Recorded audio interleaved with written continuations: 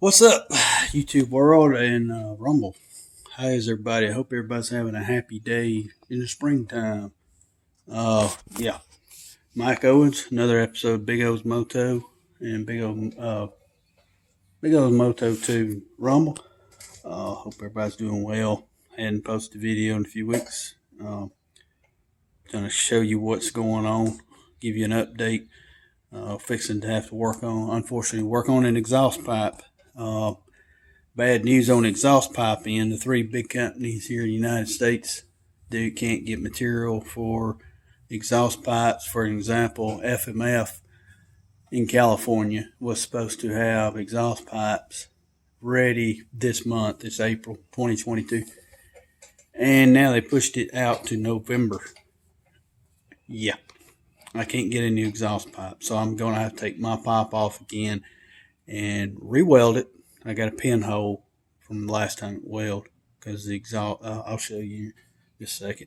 Got a pinhole in it, and let's see, still got rust on it.